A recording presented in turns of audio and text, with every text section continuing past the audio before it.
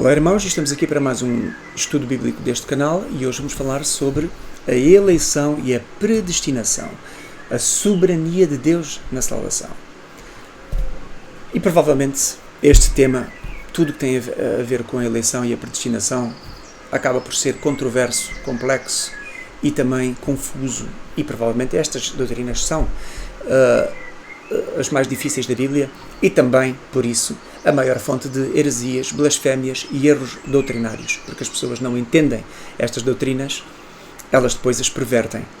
Então, a eleição predestinada de Deus aos santos escolhidos diz respeito a todo o crente verdadeiramente convertido ao Senhor Jesus, a todo aquele que do Espírito Santo foi convencido do pecado, da justiça e do juízo. Não é? Como está em João 16:8. Para ser, segundo a presciência de Deus Pai, eleito para a obediência, não é? e a expressão do sangue de Jesus Cristo, que simboliza, não é? o sangue derramado que Jesus derramou por esses eleitos, para que eles fossem obedientes. E nós lemos isso em 1 Pedro 1:2-3, não é? A dizer que nós fomos eleitos, segundo a presciência de Deus Pai, em santificação do Espírito para essa obediência. Portanto, se nós somos obedientes, não é? É porque o Senhor Jesus derramou esse sangue por nós que fomos eleitos, para nós podermos entrar nessa vida de obediência. E depois diz: bendito seja o Deus, nosso Pai do Senhor Jesus Cristo, que segundo a sua misericórdia, nos gerou de novo para uma viva esperança pela ressurreição de Jesus Cristo dentre os mortos. Então a eleição de Jesus, e não a nossa decisão, é que nos gerou de novo para essa viva esperança. Este novo gerar refere-se a quê? Ao nascer de novo, não é? Que o Senhor Jesus disse a Nicodemos que era necessário para alguém poder ver o reino de Deus, em João 3:33. Portanto, se o Senhor Jesus não tiver derramado esse sangue para nos justificar, a nós os eleitos, e para nos fazer obedientes e sujeitos a Deus, nós realmente não nascemos de novo. E nós vemos que é segundo a grande misericórdia de Deus que nós somos gerados para essa viva esperança, para essa nova vida, ou para essa novidade de vida. Portanto, nós quando começamos a falar sobre estas coisas, começa na cabeça de muita gente que tem pouco entendimento da Bíblia de uma forma completa, começam a citar versículos fora do contexto e a usar versículos que a tentarem com a própria Bíblia combater outras verdades da Bíblia. Nós sabemos que todas as coisas na Bíblia têm um contexto. Portanto, quando as coisas parecem que estão em contradição, elas não estão. Elas só não estão se não houver o conhecimento correto para interpretar cada passagem no contexto. E por isso é que existem os combates depois. Dentro dos filhos de Deus existem combates. O que é triste, porque nós devíamos era combater verdadeiramente contra os que estão de fora, contra os principados, contra as potestades, contra estas forças das trevas que lutam contra a verdade. Agora, pessoas que estão dentro da igreja, que se dizem filhos da verdade, e depois estão a combater contra outros filhos de Deus, isto é uma vergonha, isto é uma grande vergonha, uma grande tristeza. Portanto, dizerem que não se envergonham do Evangelho, mas depois tornarem-se eles mesmos uma vergonha para o Evangelho, combatendo a verdade de Deus, é vergonhoso. Então, neste combate à eleição, não é, nós vamos falar aqui sobre a defesa da verdade. Então, a palavra de Deus nos dá condições não só para confortar os aflitos, mas também para afligir os confortáveis. Tanto uma função como outra devem ser os objetivos constantes dos crentes na defesa e propagação da verdade. Se houver aqui pessoas que têm sido afligidas por defender a eleição e defender a verdade de Deus, elas vão ser confortadas com este tema e este estudo. E se há aqui pessoas que têm sido confortáveis combatendo contra a eleição, preparem-se porque vocês vão ser afligidos pela verdade de Deus. Não é por mim, é pela verdade de Deus que vai ser aqui exposta neste estudo. Portanto, Paulo diz assim aos Gálatas: acaso fiz-me vosso inimigo dizendo a verdade? Em Gálatas 4:16. E porquê que ele disse isto? Porque sempre existirão homens que, tendo pouco conhecimento, como acontecia ali na Galácia, na sua arrogância resistiam ao apóstolo Paulo. Não é? Sempre haverá homens que resistem àqueles que os querem ensinar e ainda os tomam por inimigos. À semelhança de Paulo, nós também estamos aqui com ousadia para dizer: nada podemos contra a verdade, senão pela verdade. Como ele disse aos Coríntios, em 2 Coríntios 13:8. Portanto, nós não somos inimigos de ninguém por estarmos a defender a verdade da eleição e as pessoas estarem contra a eleição. Nós estamos aqui para trazer as pessoas à verdade e mostrar como a eleição é bíblica. O escritor Mark Twain disse que é mais fácil enganar as pessoas do que convencê-las de que elas foram enganadas. E isto é verdade. Porquê? Porque o diabo teve um trabalho fácil ao enganar muitos homens, fazendo-os crer que a eleição é uma obra injusta de Deus. E hoje, tentar demover estas pessoas do erro é um trabalho bem mais difícil, porque nós sabemos que estas pessoas abraçaram a mentira como verdade e por isso é que elas não se desprendem do engano. Elas estão presas ao engano e ainda lutam contra os filhos de Deus. Mas nós sabemos que para Deus não há impossíveis, portanto, se houverem aqui filhos de Deus que estão no engano, mas depois de ouvirem este estudo, eu peço a Deus, e foi essa a minha oração antes de eu ter começado este estudo, que estas pessoas abram os seus olhos e os seus ouvidos, se for essa a vontade de Deus, como é óbvio, de trazer essas pessoas à verdade. Essas pessoas serão despertadas desse engano e vão reconhecer que tudo o que foi dito aqui e feito foi segundo a palavra de Deus, não é? E pela palavra, por estudos centrados na palavra de Deus e não nos achismos das pessoas. Então, muitos crentes rejeitam a eleição de Deus porque a sua própria ideia da eleição está pervertida na base do seu pensamento. Nós também rejeitamos essa eleição pervertida, mesmo que ela tenha princípios bíblicos. Se estiver contaminada com o pensamento humanista, então essa eleição não é bíblica. E há muitas pessoas aí ligadas ao hipercalvinismo que começam a seguir movimentos humanos e depois começam bem a pegarem doutrinas bíblicas de uma forma correta, mas depois começam a tentar, através dos seus próprios esforços mentais, da sua própria inteligência, sabedoria, da sua própria erudição cultural, começam a querer defender a eleição e depois pervertem a eleição com filosofias humanistas. E por isso é que eu sempre que estudo a palavra de Deus, eu sempre peço a Deus: meu Deus, previne-me de o meu ego, dos meus achismos, do meu intelecto, querer se meter no meio das interpretações da tua palavra, que seja o teu Espírito, somente o teu Espírito, a dar-me entendimento das doutrinas, para que eu não diga nada que de alguma forma perverta a tua palavra. E nós temos que ter sempre este desejo, e eu tenho consciência de que eu em mim mesmo eu posso cometer gafes, posso cometer erros, e por isso é que eu tenho sempre esse temor e essa noção da responsabilidade, porque eu sei que isto falar das coisas de Deus são coisas muito sérias, não são brincadeiras.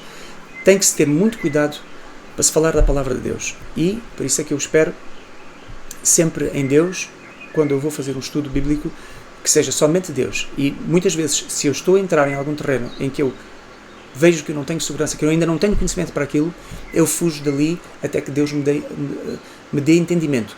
Eu continuo a ler aquelas passagens, tentar entender bem, vou ao grego, vou ao hebraico, vejo palavrinha a palavrinha, para que de mim mesmo não venha nenhum achismo. E já aconteceu eu estar a fazer estudos bíblicos e eu estar a achar certas coisas, eu estar a achar que aquilo era assim, mas depois alguma coisa me disse assim: Bruno, para. E vai ao texto original, vai ver o grego, vai ver o hebraico, vai ver as palavras, medita, pesquisa. E à medida que eu fui, de repente, quando eu vou ao original e vejo as palavras, eu digo: epá, eu já estava ligeiramente a desviar-me do sentido do que é que estava aqui a ser dito. E voltei logo atrás. Porquê? Porque o meu achismo não determina verdades. A palavra de Deus é a verdade. E nós temos que ter esse espírito para realmente não nos desviarmos daquilo que está na Bíblia. Portanto, nós também estamos aqui com a mesma postura de rejeitar qualquer eleição que esteja pervertida. Essas eleições humanistas que as pessoas aceitam, mas depois pervertem, não é? Ou aceitam e exageram, ou aceitam e relativizam. Tanto uma como outra, não é?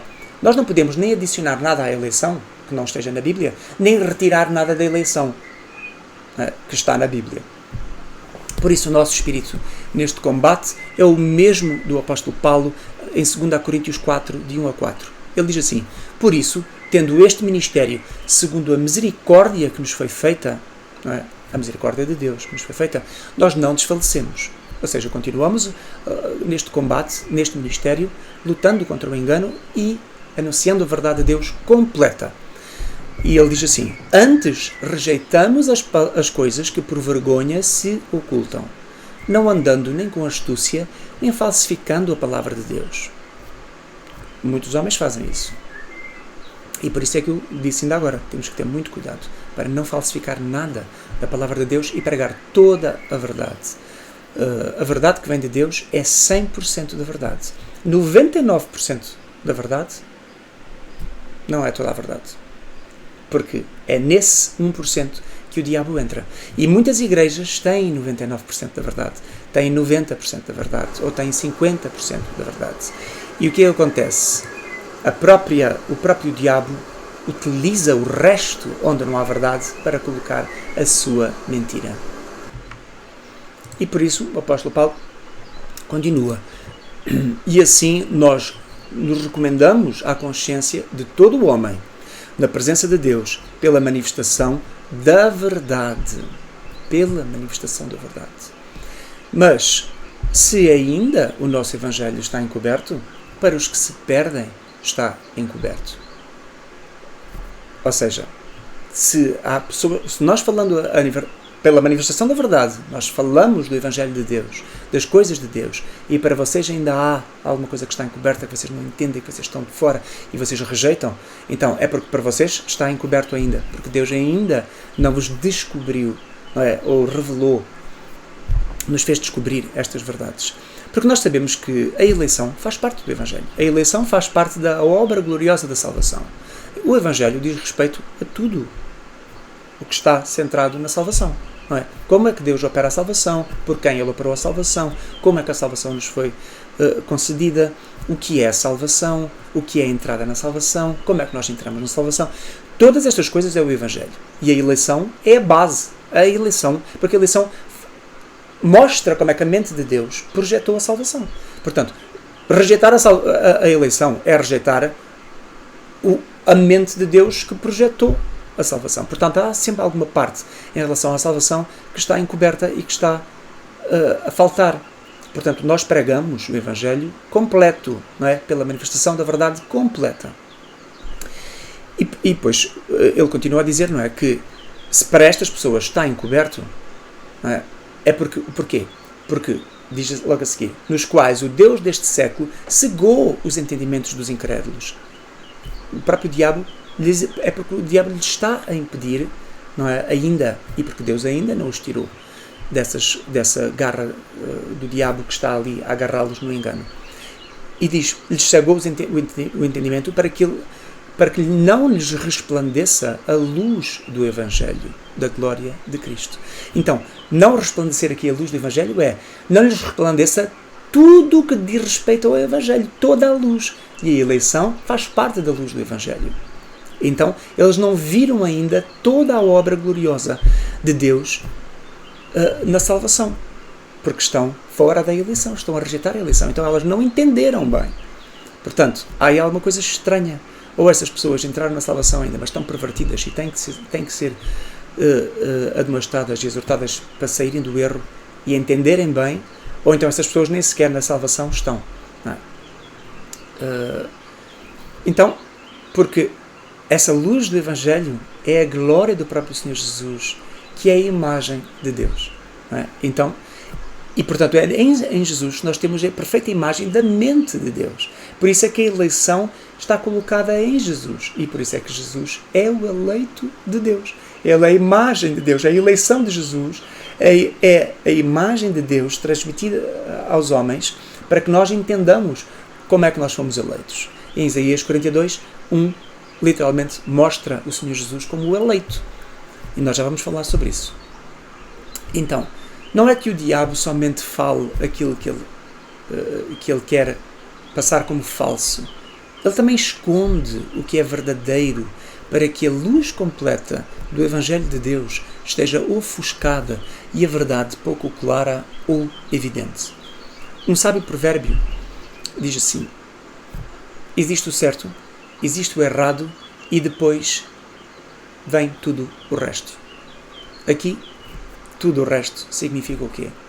Significa todos os achismos, todas as opiniões e todas as artimanhas do diabo que fazem do certo errado, do errado certo, do meio certo, as meias verdades, não é? As verdades diluídas. Então, existe aquilo que está certo e existe aquilo que está errado. O certo vai continuar sendo certo, nem que toda a gente ache que é errado. E o errado vai continuar sendo errado, nem que toda a gente ache que aquilo está certo. Porque o certo é o certo e o errado é o errado. Então, os achismos dos homens não podem ser colocados na palavra de Deus. E nós não podemos achar que aquilo que é verdadeiro na palavra de Deus é errado. E nós não podemos achar que aquilo que vem do mundo, que é errado, é que está certo. Em Isaías 5:20 diz assim: ai dos que ao mal chamam bem e ao bem mal, e que fazem depois das trevas luz e das luzes trevas, e fazem do amargo doce e do doce amargo. Ai desses homens. Portanto, se há homens que estão a fazer da eleição doce uma coisa amarga, da eleição que é luz, trevas, da eleição que é bem de Deus, e as pessoas estão a achar que é mau, que é injusto, muito cuidado. Ai desses homens. Está lá, Isaías 5:20.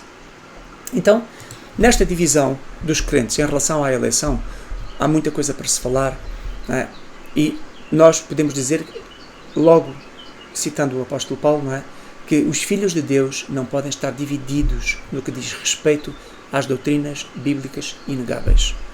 Os filhos de Deus têm que estar unidos na verdade, num só pensamento, como está em 1 Coríntios 1-10, como o apóstolo Paulo lhes disse. Não é? E depois, logo no capítulo a seguir, em 1 Coríntios 2:6, falou da sabedoria entre os perfeitos. Não é? Então, tem que haver sabedoria entre os perfeitos. Essa sabedoria que vem de Deus, que vem do Espírito de Deus, não do Espírito do mundo. E está lá. Podem ler essa passagem completa e vão ver tanto 1 Coríntios 1 como 1 Coríntios 2, não é? Como é que ele fala de nós estarmos unidos na verdade, como é que a Igreja dos Santos tem que estar unânime, não é? Firmada no mesmo pensamento, no mesmo parecer. Portanto, se há divisão, isto não vem de Deus e isto não está a agradar a Deus, por certo. E nós vemos que estes combates contra a verdade começaram onde? Começaram com os fariseus e o Senhor Jesus. Não é? Os fariseus lutavam contra as verdades proclamadas do Senhor Jesus, combatiam essa verdade com engano, de tal forma que até disseram que o Senhor Jesus expulsava os demónios por Belzebu, pelo príncipe dos demónios. E o Senhor Jesus, depois, em Lucas 11:17-18, diz assim a estes homens: todo o reino dividido contra si mesmo será assolado, e a casa dividida sobre si mesma cairá. E se também Satanás está dividido contra si mesmo, como é que vai subsistir o seu reino? Então, nós devemos nos separar destes crentes que se conduzem a si mesmos e aos outros no engano, para não cairmos com eles, quando a sua casa se desmoronar sobre eles. Em Mateus 15:14 diz assim: deixai-os, são cegos condutores de cegos. Ora, se um cego guiar outro cego, ambos cairão na cova. Então, nós devemos deixar estas pessoas para não estarmos com eles quando a casa, não é, desmoronar. Porque há divisão entre eles e essa divisão leva à queda. Como é óbvio, nós devemos separar destas pessoas depois de nós tentarmos fazer todos os esforços para trazê-las à verdade, para anunciar-lhes a verdade com amor, com paciência, ensinar-lhes na palavra de Deus aquilo que é correto e aquilo que não é. E, claro que se nós vimos que estas pessoas amam o erro, elas amam mais as trevas do que a luz, então nós vemos que estas pessoas já estão condenadas no seu próprio erro, e aí é que devemos deixá-las e prosseguir no nosso caminho em verdade. E por isso, não é? Todos aqueles que combatem as verdades das Escrituras combatem ao próprio Senhor Jesus, à semelhança destes fariseus. E não é à toa que quando o Senhor Jesus teve esta conversa com eles em Lucas 11, não é? E disse, não é? Que o reino dividido contra si mesmo cairia, depois no versículo 23 o Senhor Jesus diz assim: quem não é comigo é contra mim, e quem comigo não ajunta espalha.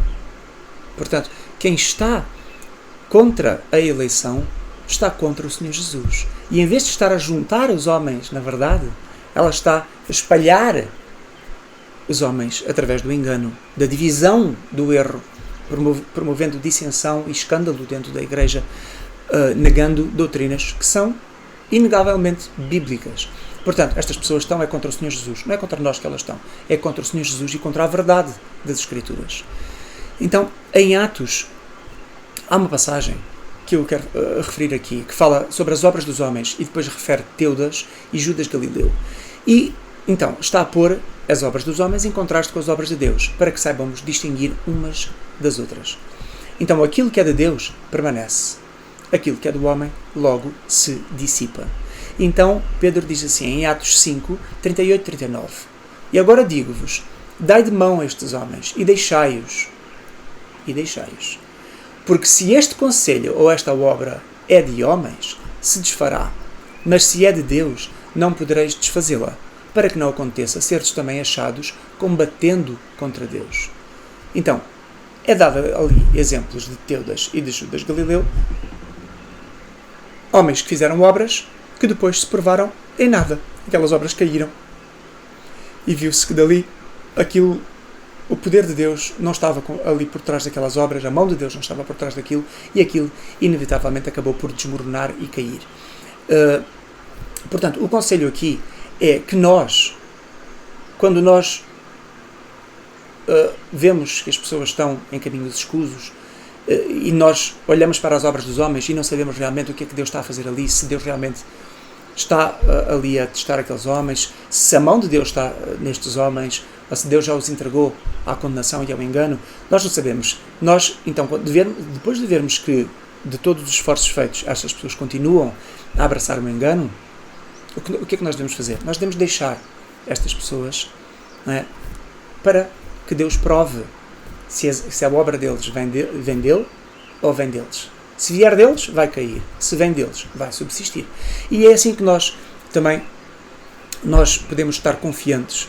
Nós, quando sabemos que a nossa obra vem de Deus e sentimos o Espírito de Deus a trabalhar em nós e vemos a verdade, reconhecemos a verdade de Deus e estamos sujeitos à verdade debaixo dessa mão potente de Deus que reina sobre nós, nós também estamos confiantes que todos aqueles que combaterem contra nós vão ser achados combatendo contra o próprio Deus. Então, longe de nós também estar a combater contra a verdade de Deus e contra o próprio Deus, as obras de Deus em qualquer homem. Portanto, Deus em si mesmo, Ele vai provar a obra de cada um. E como diz Isaías, não é, acerca das obras dos homens e dos próprios homens, não é, da natureza dos homens e das obras deles, em Isaías 41, 24 diz assim: eis que sois menos do que nada, e a vossa obra é menos do que nada. Então, nós temos a noção que se nós estivéssemos a fazer alguma obra em nós mesmos, era nada. E Deus ia dispersar essa obra em 3 tempos e isto ia cair. Mas também sabemos que se Deus estiver connosco, não é? Nós não somos nada, nós somos os filhos de Deus e a nossa obra é a obra de Deus. E nós perseguimos, não é, nesse caminho. Por isso, o verdadeiro crente, pensa como o apóstolo Paulo e ele tira de si mesmo qualquer poder para pensar segundo as suas próprias capacidades e coloca tudo em Deus. Portanto, quando as pessoas negam a eleição, porque a eleição diz que é Deus que faz tudo. Deus soberanamente faz tudo. Nós não fazemos nada. Até as nossas decisões vêm de Deus. Até a nossa fé vem de Deus. Até a nossa decisão voluntária de buscar a Deus vem dele. Então, e as pessoas negam porque dizem, não, vem de nós. Somos nós que temos que fazer uma decisão. E nós dizemos, mas a decisão que nós fazemos vem de Deus. Não, vem de mim. Então, estas pessoas não entendem a palavra de Deus, não entendem a eleição. E então, estas pessoas não entendem que o espírito do apóstolo Paulo, o espírito correto do crente, é nós sabermos que, na realidade, nada de bom vem de nós. Porque nós somos menos do que nada e a nossa obra é menos do que nada, como Isaías bem deixou claro. Então, o apóstolo Paulo diz assim em 2 Coríntios 3, 4 a 5. É por Cristo que nós temos total confiança em Deus. Não que sejamos capazes, por nós, de pensar alguma coisa como de nós mesmos, mas a nossa capacidade vem de Deus. Nós não somos capazes de pensar alguma coisa como de nós mesmos. Então, nós não podemos pensar em nós mesmos. Sim, Deus é bom, eu vou tomar uma decisão de reconhecer que Jesus... Em nós mesmos. Não. A nossa capacidade, ao fazer isso, vem de Deus. Não é? Portanto, é segundo a mente de Cristo que nós recebemos, como está descrito em 1 Coríntios 2,16, e não a nossa própria mente, que nós pensamos e discernimos a palavra de Deus e entramos na fé para a salvação. É tudo pelo poder de Deus, o poder soberano. E então, nós temos que olhar para o Senhor Jesus e o exemplo dele. Em João 5,30, o Senhor Jesus disse assim, eu não posso de mim mesmo fazer coisa alguma. Vocês já estão a entender porque é que Paulo disse, não é? Que a nossa capacidade não vem de nós mesmos, mas vem de Deus. O próprio Senhor Jesus disse, eu não posso de mim mesmo fazer coisa alguma. Então, por que há homens que dizem que estão em Cristo e têm um espírito diferente, não é? E dizendo que são eles que têm que fazer em si as escolhas e as decisões, como se existisse neles mesmos algum poder para tal? Nós temos que ter o mesmo espírito do Senhor Jesus, de reconhecer, o Senhor Jesus sabia que nele mesmo não estava nada, não estava poder nenhum. Porque ele está totalmente sujeito ao Pai. Então o poder do Senhor Jesus, que é o poder do Deus eterno, é um poder de total sujeição e dependência do Pai. É um poder de união. Não é?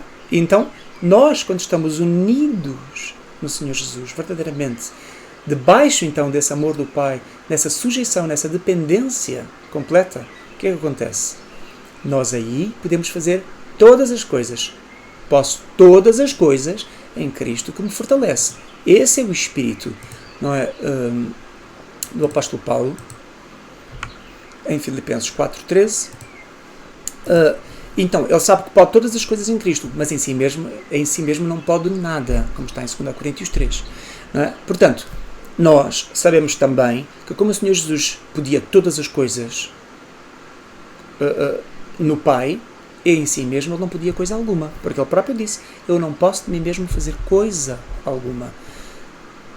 Então, nós para entendermos a eleição temos que ter este Espírito do Senhor Jesus. Assim que nós temos este Espírito do Senhor Jesus, nós já entendemos o que a eleição quer dizer. A eleição quer dizer que nós, em nós mesmos, não podemos fazer absolutamente nada. É Deus que tem que fazer. É Deus que tem que nos dar a salvação. É Ele que tem que nos eleger para nos colocar nessa salvação. Porque nós, em nós mesmos, nós íamos direitinhos para o inferno.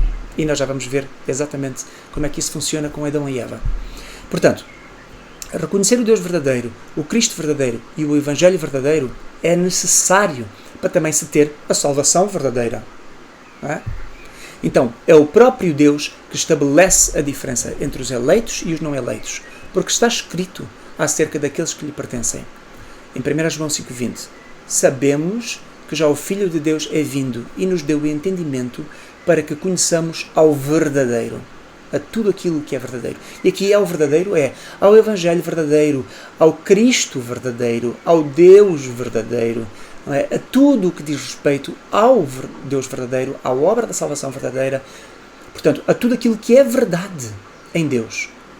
E no que é verdadeiro estamos, isto é, em seu Filho Jesus Cristo, porque Ele é a expressão da verdade de Deus. Ele é o Deus verdadeiro. Por isso é que logo a seguir faz uma declaração. Este é o verdadeiro Deus e a vida eterna. É nele. Ele é o verdadeiro Deus e a vida eterna. E nele, tudo o que diz respeito a Ele, à obra dele, à salvação que vem através dele, é do Deus verdadeiro, do verdadeiro Deus e da vida eterna. Portanto, a eleição nele, como o apóstolo Paulo diz, que fomos eleitos nele, não é? Em Efésios 1:4. Então, é essa eleição nele que é a eleição verdadeira para a salvação verdadeira. Se alguém não vem com estes princípios bíblicos, este conhecimento bíblico bem enraizado na sua mente e no seu coração, como é que essa pessoa pode ter a salvação verdadeira e o conhecimento verdadeiro da salvação? Uma forma simples de entender a diferença, então, entre a eleição bíblica e a eleição secular é que a bíblica coloca todo o mérito e glória somente em Deus e na sua soberania. Tudo em Deus. A eleição secular, porém, porque é humanista, atribui ao homem o poder da decisão em si mesmo para completar a obra da cruz. O humanismo, ou o antropocentrismo, o que quer dizer antropos em grego? Homem. Centros quer dizer o centro, o meio. É como nós fazemos uma circunferência, né? Colocamos a agulha na circunferência para depois riscar. Aquele ponto onde a agulha toca, o centros, não é? Que é o centro da circunferência. A circunferência é depois, todo aquele traço é paralelo ao centro, ou seja, está na mesma distância do centro. Portanto, antropocêntrico, antropos centros, está literalmente a dizer que o homem é esse ponto onde a agulha toca e tudo está centrado no homem. Não. Na Bíblia, nada está centrado no homem. Quem está no centro dessa agulha, quando a agulha pica para fazer a circunferência, quem está no centro dessa agulha é Jesus Cristo. Não é o homem. Portanto, é a eleição de Deus que está ali e não a decisão humana. Então, a eleição bíblica ainda foca no propósito da eleição dentro do plano de Deus, como o louvor da glória de Deus em Cristo. E na eleição humanista, o centro desse plano é a salvação dos homens e não a glória de Deus. Por isso é que existe, na eleição humanista, tanto incómodo em receber esta doutrina, e entender que nada é acerca daqueles que são salvos, mas tudo é acerca daquele que salva. Então a eleição, como tudo na Bíblia, é acerca de Cristo.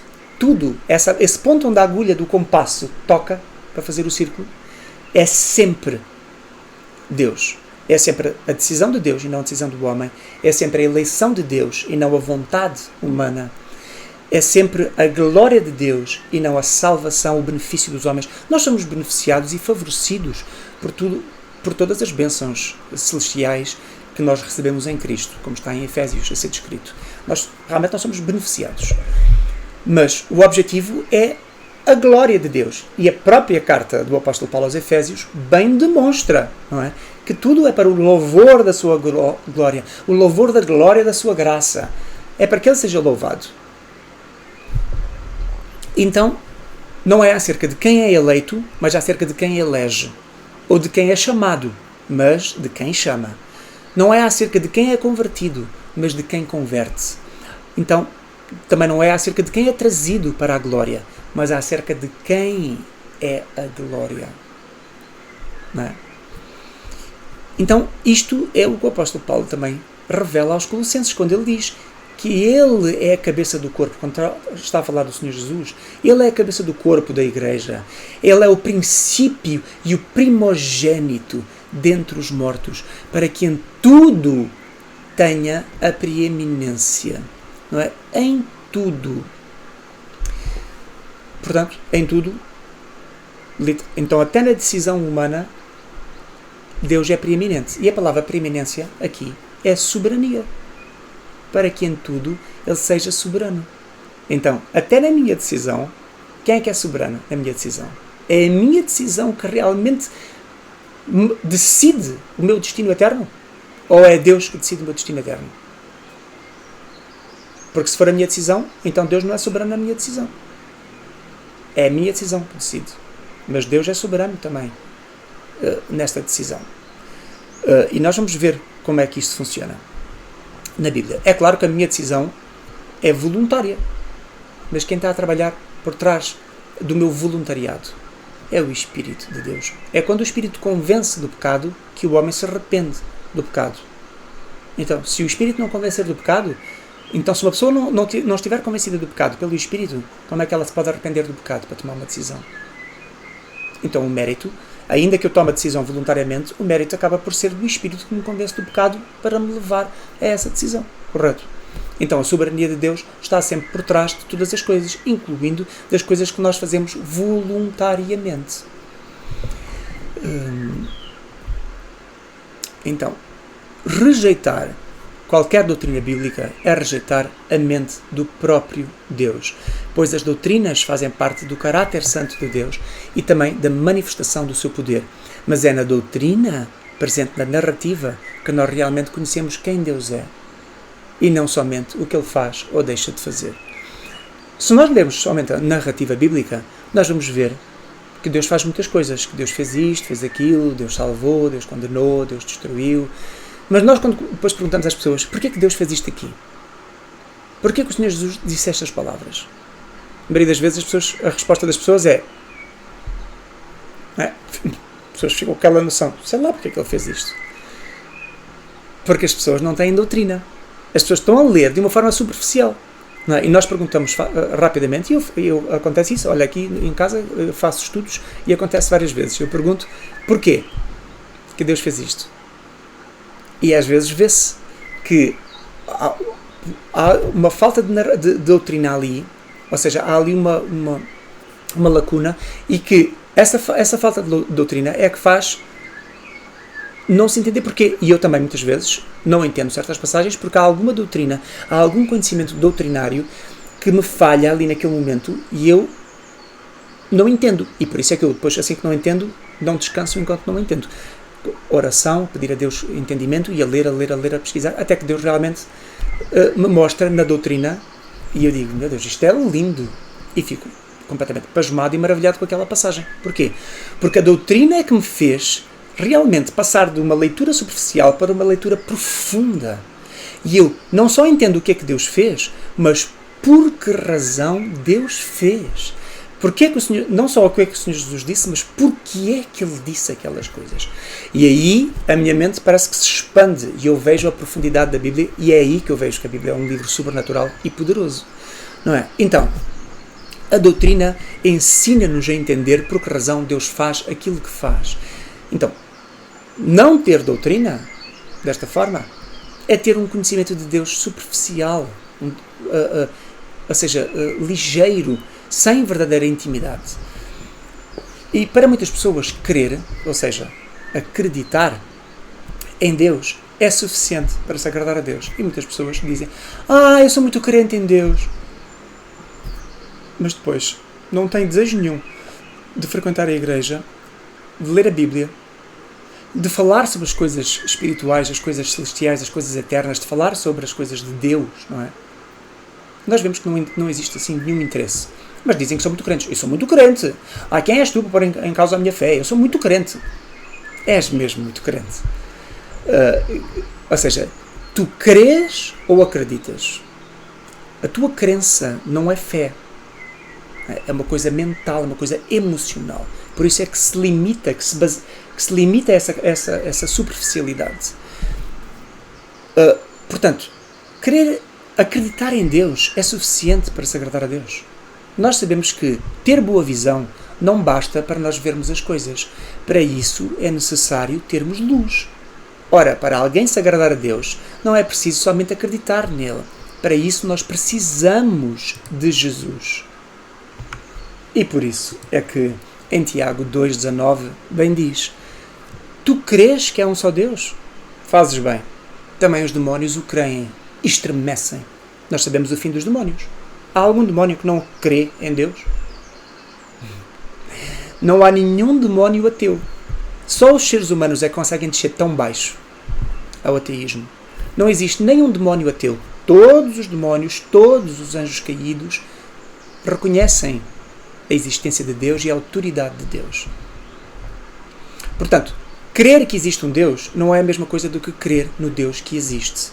Se alguém diz, eu não posso crer num Deus que quer salvar uns e não quer salvar outros, eu não posso crer num Deus que elege umas pessoas para a salvação e não elege todas, então essa pessoa que diz isto, de facto, não crê no Deus verdadeiro da Bíblia, mas num Deus que ela mesma inventou a partir da Bíblia. E eu já ouvi pastores a dizer isso. Eu não posso crer num Deus que... Oh homem, então tu não crês no Deus verdadeiro. Sai daí! Porque tu não tens o direito de subir um púlpito dizendo uma blasfémia dessas. Não é? E isso já aconteceu na nossa igreja, um pastor vir e pregar isso, e nós dissemos, no fim do culto, conversámos com o próprio pastor, e o próprio pastor disse, este homem não pode mais pregar aqui, porque ele não tem a verdade. Ele está a pregar contra a verdade dentro de uma própria igreja bíblica. E isto é abominável. Isto não pode acontecer. Por isso é que as pessoas têm que ser provadas antes de subirem nos púlpitos. Porque nós não podemos correr o risco de colocarmos um homem num púlpito que seja um apóstata, um ecuménico, um blasfemo, que venha como um agente de Satanás pregar contra a verdade de Deus. Então, Jesus também salva todo o tipo de pessoas, mas não é todo o tipo de Jesus que salva. Então nós temos que crer no Deus verdadeiro e no Jesus verdadeiro para realmente termos a salvação verdadeira e podemos anunciar a salvação verdadeira. Senão nós estamos a anunciar às pessoas uma salvação diferente, uma obra da cruz diferente da verdadeira. Há pessoas cujo Jesus que elas defendem e promovem e dizem que creem não é o Jesus bíblico. Ter o mesmo nome não significa ser a mesma pessoa. Não é? É a doutrina que faz alguém que crê crer no Deus verdadeiro. De outra forma, crer superficialmente não produz nenhuma obra que agrade a Deus. Se nós tivermos doutrina, nós temos a verdade. E só quem tem a verdade tem a Deus. E 2 João 1,9 diz: todo aquele que prevarica e não persevera na doutrina de Cristo, e na doutrina de Cristo é em tudo o que diz respeito, que está centrado em Cristo, quando Cristo está no centro dessa circunferência, tudo o que está à volta, num raio, não é, paralelo, que circunda totalmente o Senhor Jesus, tudo aquilo que não estiver ligado a Ele em verdade, não é verdade. Portanto, quem não está na eleição também, porque a eleição diz respeito, a eleição gira à volta do Senhor Jesus. Todo aquele que não está na eleição, verdadeiramente, prevarica e não persevera na doutrina de Cristo. Então, quem faz isto não tem a Deus. Quem persevera na doutrina de Cristo, esse tem tanto ao Pai como ao Filho. Leia-se o que está uns versículos atrás desta passagem de 2 João. Em 2 João 1,4. 5 versículos atrás diz assim: muito me alegro por achar que alguns dos teus filhos andam na verdade, assim como nós temos recebido o mandamento do Pai. Então nós temos recebido o mandamento do Pai de andar em verdade. Não é? E na carta de 1 João, nós vemos 1 João, tanto no capítulo 1 como no capítulo 2, no capítulo 3, nós vemos muitas vezes mostrar que quem tem o mandamento, quem tem a verdade está no Pai, e quem tem o Pai está na verdade. Quem não tem a verdade não tem o Pai. Quem não tem o Pai não tem a verdade.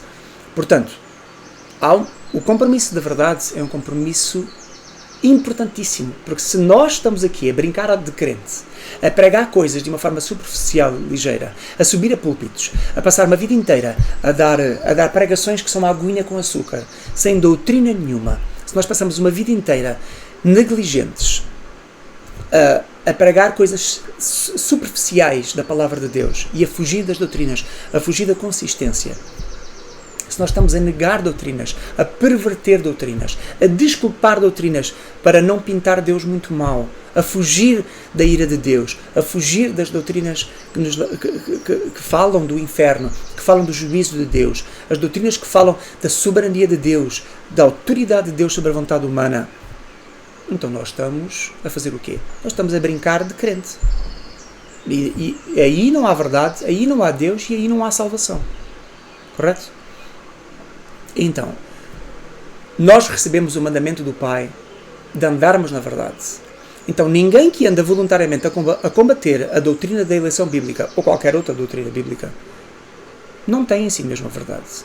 A doutrina é a substância e a consistência da palavra, sendo que a narrativa são os condimentos, não é? E os temperos que são postos no prato, mas a doutrina é que é o bife, é que é o alimento sólido que produz força espiritual. Ninguém vence a morte comendo tempero, certo? Imagine-se um pratinho posto à frente das pessoas e nós mandamos para lá os temperos todos, o sal, os coentros e tudo, e depois damos e a pessoa vai fazer o quê? Vai lamber o tempero? Vai se alimentar?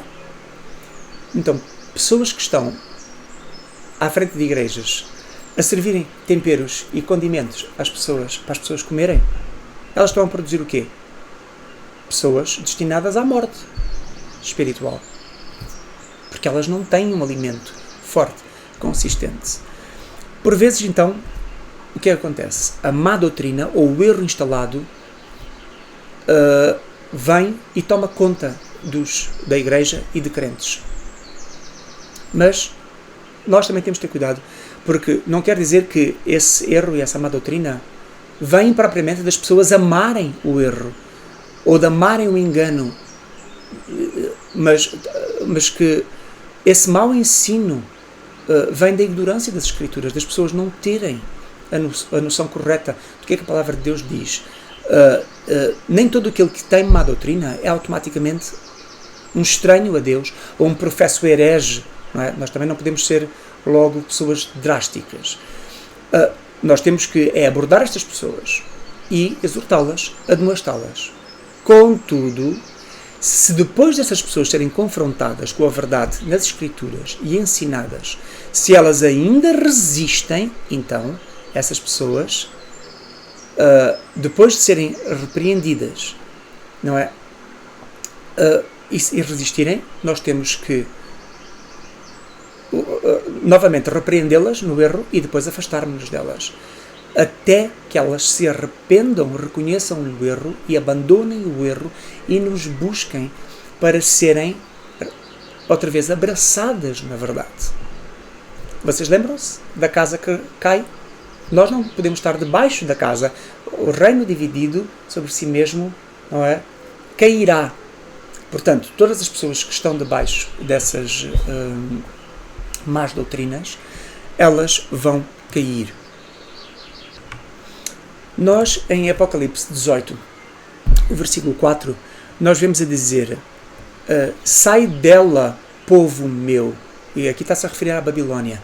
Sai dela, povo meu, para que não sejas participante dos seus pecados e para que não incorras nas suas pragas. E esta grande Babilónia, aqui em Apocalipse 18, é uma referência à Babilónia antiga, que era um lugar de idolatria, de paganismo, um lugar de crenças supersticiosas, de fé pagã, que misturava o engano com a verdade, ou seja, era uma civilização, uma sociedade que abraçava a mentira com o engano, e tudo aquilo que era profano, tudo aquilo que era mentiroso, tudo aquilo que era imundo, por assim dizer.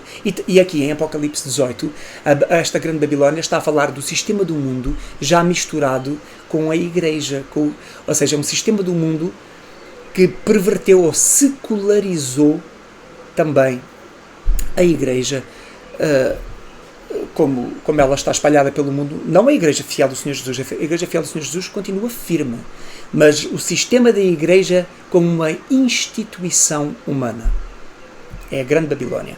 Então, uma instituição secularizada de fé misturada com o engano.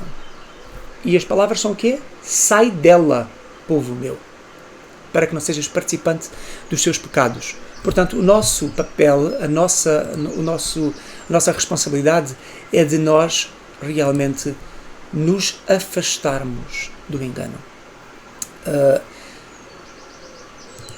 Nós, em 1 João 2, de 18 a 21, nós vamos a falar sobre o espírito do anticristo.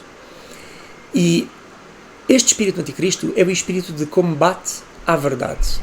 Ou seja, o espírito do engano, o espírito da mentira. O anticristo, quando vier, ele é aquele que vem para combater os santos, combater a verdade, combater o próprio Deus, correto? Todas as pessoas que têm um espírito de luta contra a verdade, ou seja, as pessoas que têm um espírito de engano e que promovem o engano no lugar da verdade, estas pessoas também são chamadas de anticristos. Elas também têm o mesmo espírito do anticristo. E diz assim, em 1 João 2, 18 a 21, filhinhos, já é a última hora. E como ouvistes que vem o anticristo, agora também muitos se têm feito anticristos, por onde nós conhecemos que já é a última hora. Saíram de nós, mas não eram de nós, porque se fossem de nós, ficariam conosco. Mas isto é para que se manifestasse que não são todos de nós, que não são todos da verdade, não estão todos na verdade.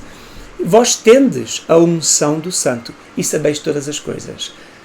E aqui está a falar falarmos da sabedoria dos perfeitos, e temos essa sabedoria que nos faz firmes na verdade. E olha o que é que diz a seguir. Mas isto é para que se manifestasse...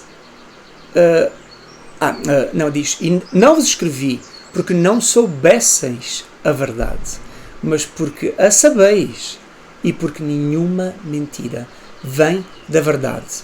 Nenhuma mentira vem da verdade.